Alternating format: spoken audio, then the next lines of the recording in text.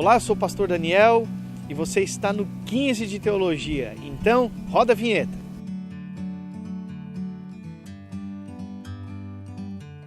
Estamos de volta com o canal 15 de Teologia. E agora nós vamos falar de uma maneira mais específica dos versículos que compõem o capítulo 1. Nós começamos, e eu quero ler com você, do versículo 1 ao versículo 3, o tema é João. E acompanhe comigo a leitura, revelação de Jesus Cristo que Deus lhe deu para mostrar aos seus servos o que em breve há de acontecer. Ele enviou seu anjo para torná-la conhecida ao seu servo João, que dá testemunho de tudo o que viu, isto é, a palavra de Deus e o testemunho de Jesus Cristo. Feliz aquele que lê as palavras desta profecia e felizes aqueles que ouvem e guardam o que nela está escrito, porque o tempo está próximo. O texto começa dizendo, feliz aquele que lê o que ouve, né? Havia um costume, quando essa carta começou a rodar na igreja de Jesus Cristo lá no primeiro século, sempre havia aquele que era o leitor do livro, então ele lia e todos estavam ouvindo. Por isso que há uma bênção específica para aquele que estava lendo ou pregando sobre o livro na sua igreja e sobre aqueles que estavam ouvindo.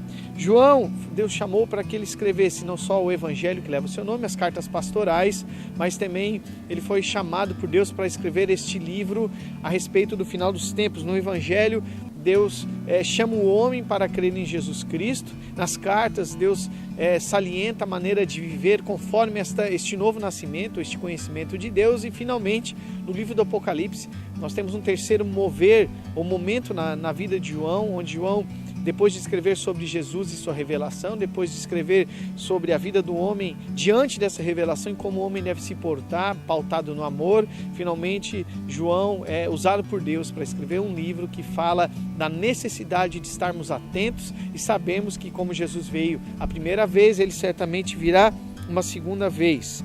João escreve esse livro quando estava exilado na ilha de Patmos, debaixo deste comando para fechar o cano do Novo Testamento como uma visão profética de tudo o que haveria de acontecer, de inculcar na mente e no coração da igreja primitiva que estava debaixo de uma forte perseguição romana, e não só naquele momento, mas um livro atemporal e que fala conosco hoje também, para que estejamos sempre atentos ao mover de Deus, sempre atentos a que Jesus ele está voltando e o nosso papel diante desta revelação de andarmos com a nossa visão e a nossa mente na eternidade.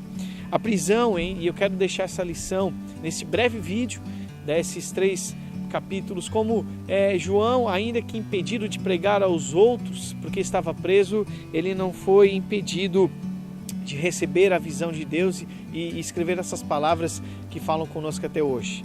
No capítulo 4, no versículo 4 e 6, nós vemos uma palavra de Jesus para encorajar a igreja, a sua igreja, não só naqueles dias, mas para nós hoje também.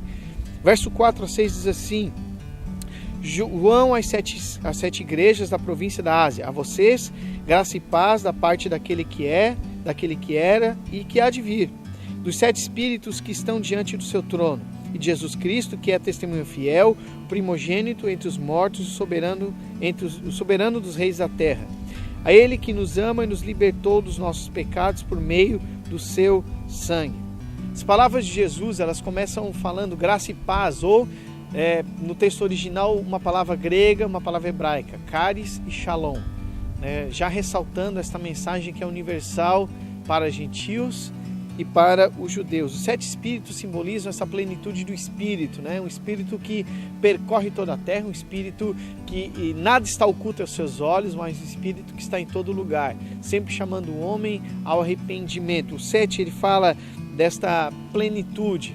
Aqui as palavras de Jesus falam da sua vitória, aquele que era, aquele que é, aquele que há de vir. Entenda que quando aqueles ouvintes ouviam a mensagem de Jesus, estavam debaixo de perseguição. A vida não era nada fácil, pelo contrário, havia uma tensão contínua no ar.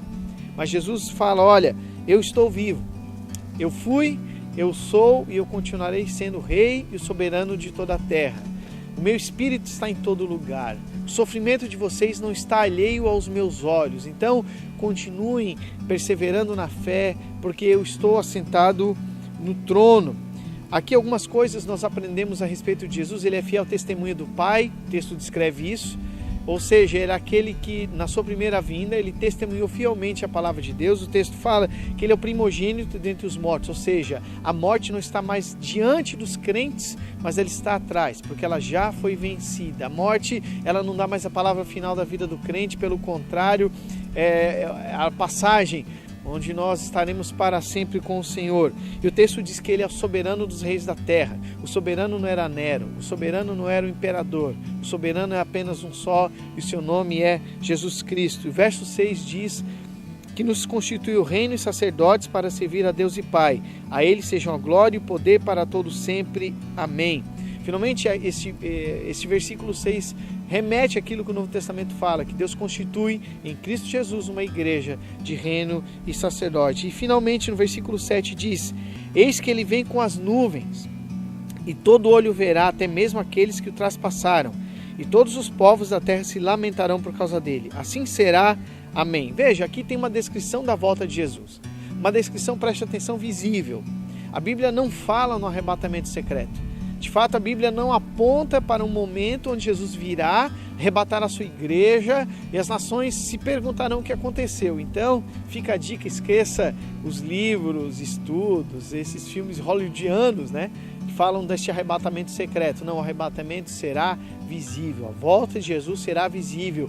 O texto fala, não só, Mateus 24 fala isso, mas aqui no versículo 7, que todo olho verá e as nações da terra se lamentarão. Veja, é basicamente a mesma linguagem ou as mesmas palavras usadas por Jesus lá no capítulo 24 de Mateus. E nós terminamos agora este versículo, neste versículo 7, com essa certeza: Jesus virá para buscar, Jesus está controlando a história, Jesus reina sobre todas as nações e a última palavra sempre será do nosso Senhor Jesus Cristo. Obrigado pela sua companhia. No próximo vídeo nós vamos continuar lendo outros versículos e nós vamos aí até o final do capítulo 1. Muito obrigado pela sua companhia. Fica aí no vídeo as redes sociais, o meu blog, e que Deus te abençoe.